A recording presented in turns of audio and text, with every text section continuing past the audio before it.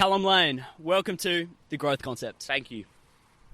Callum, take me through the story of your life so far. What are you passionate about right now? At the moment, Keone, I'm very passionate about love for my work.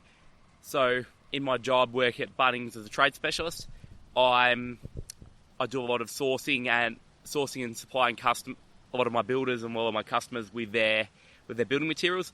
I'm very passionate about seeing the results of where the fruits of my labour have come to. I'm also very passionate just about hanging out in general, spend a lot of time with the family, do a bit of hunting in my time. I feel like there's an underlining story here, Callum. You're extremely passionate about your work at such a young age, which I think is incredible. How come you're so passionate about something like this? It's a labour of love.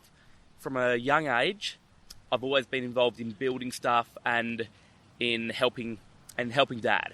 So naturally, as I've progressed in time, I've found a job that I love, aka Bunnings, and I've gone and found a lot of passion in helping families in my trades achieve the common goal, which is the Australian dream. The Australian dream, Callum, is that still buying a house, having a family for you? What's your definition of the Australian dream? My definition of the Australian dream would definitely be buying a house, having a family, raising a family, and being successful. Beautiful, nice. So you work at Bunnings, and you're extremely passionate about working and building things with having that experience with your dad. Take me through some key childhood moments that you had that made you realise that you have a passion for creativity, working with your hands. Tell me a story that really built the foundation to everything. One of my earliest stories would have been when I was a young kid, probably about 3 or 4. And we were building a cubby house. A big cubby house. It was the most elaborate cubby house you would have ever seen. And the joy of it, the joy of going to Bunnings with my dad, my granddad, and my godfather, and going from selecting all the materials, going in and looking at all these building materials from a young age and getting exposed to them, and then the actual putting the finished product together, setting the posts, watching on as dad framed it out and handing him tools and bits and pieces, and I realised that was something I wanted to be an integral part of my life. Do you think having this family role model in your life that has strongly shaped you on where you are right now, or was there other external influences that's gotten you to having such a passion and drive to be the best at your work? I feel like a lot of it did come from my father. He definitely pushed me and drove me, him being in business himself. And there was definitely a lot of influence from my uncle, God bless his soul.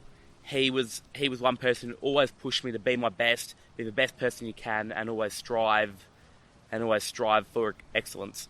That's such a great point. So this experience you had when you were young and building this cubby house with your family and your uncle and your dad? Yeah. What part about that was it that made you realise that I love doing this? It was just a part of being out, being able to get hands-on, being able to get in and see something happen, see something go from a pile of timber to a finished product that I was playing in.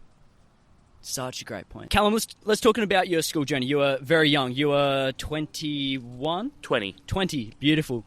What was your school life like with having such a creative mind and wanting to build all these cool things? Did you find that school helped excel this skill of yours, or were there some limiting beliefs or factors that kind of capped your potential in school? There were some limiting beliefs in school in terms of I got picked on a lot in school, and it's unfortunate, but it's part of what it is. But at the same, that sort of limited it a little bit. But then I was in the senior school year, so in year 11 and 12, I was pushed a lot more. Getting my job at Bunnings in year 10 definitely pushed me a lot harder. I built connections. I started to use that into some of my projects, and that I started to use some new skills, learn some stuff off some of my trades. I did work experience, and even after I left school and working at Bunnings, I still did site experience a day a week with one of my tradies.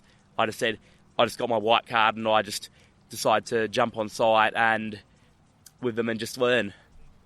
Wow, okay, so school sucked for you pretty much. Correct, it did. With having such a struggle and barrier in school, when you finished school, did you still have limiting beliefs that school left on you? Not really. As soon as I left school, it felt like a massive burden was off my shoulders. I thought to myself, the world is my oyster. I can make it where I want to make it. I love that, man. So I got out there and I started to work harder. I started to meet new people and try and just have a good relationship with people, and start to build on and work up to what I'm doing now. That's beautiful. The world's your oyster. I love that quote. At what point in your school journey did you tap into this? Because I did not think so optimistic straight out of school, and that came naturally for you. It was sort of when, probably about halfway through year 11, start of year 12, I just started thinking, I've got to be here for 9 more months and then I'm out. So I just started working as much as I could during after school and on weekends. I was just doing general scraping by, because I knew that in the real world, as Dad had said, in the real world, it's about experience. It's about what you've experienced and what you've done. Such a great point. With struggling in school and then having such an optimistic mindset after school, at what point did this adapt for you? Help me understand the timeline. So you got picked on at school, you really struggled getting through that, and then the last few months of school, you're like, it's just around the corner. Did you have mentors helping you through this process, or was it just your pure mindset that got you through?